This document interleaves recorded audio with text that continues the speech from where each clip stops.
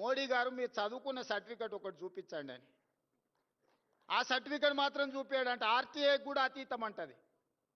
మోడీ గారి చదువు గురించి చదువుకున్న సర్టిఫికెటే అడిగిండ్రు. ఇప్పుడు నేను హార్వర్డ్ పోయి వచ్చిన, నారాయణ గారిని సర్టిఫికెట్ ఏడుందంటే తెచ్చి చూపిస్తా, సార్ ఇదో సర్టిఫికెట్ హార్వర్డ్లో నాకు ఇచ్చిరని.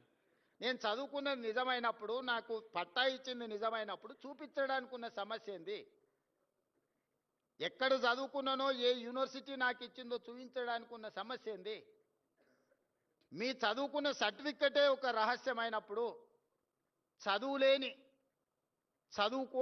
చదువుకోవడానికి అవకాశం లేని నిరుపేదలను ఎన్నో నిబంధనలు పెట్టి వాళ్ళ ఓటు హక్కును కాల రాస్తే రేపు వాళ్ళకు రేషన్ కార్డు ఉండదు, ఆధార్ కార్డు ఉండదు, వాళ్ళకున్న భూమి ఉండదు, ప్రభుత్వం ఇచ్చే సంక్షేమ పథకం ఉండదు.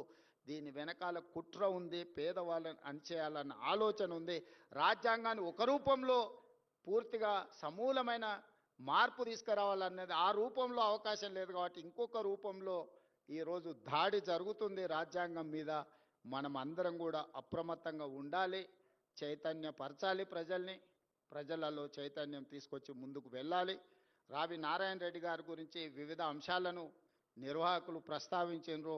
ఈ వేదిక మీద కాదు, నేను ప్రత్యేకంగా మున్సిపల్ ఎన్నికల తర్వాత వాళ్ళని పిలిచి కూర్చోబెట్టి పాఠ్యాంశంలో ఏం చేర్చాలి, వారి విగ్రహం ఎక్కడ పెట్టాలి, వారికి సముచితమైన గౌరవం తెలంగాణలో ఏ విధంగా ఇయ్యాలనో తప్పకుండా అవార్డు గ్రహీతతో సహా నిర్వాహకులను అందరిని కూడా అధికారికంగా సచివాలయానికి పిలిచి మీ అందరితో మాట్లాడి చెయ్యగలిగిన ప్రతి పనిని తప్పకుండా వారి గౌరవం పెంచడానికి ఈ ప్రభుత్వం ఎప్పటికీ అందుబాటులో ఉంటుంది.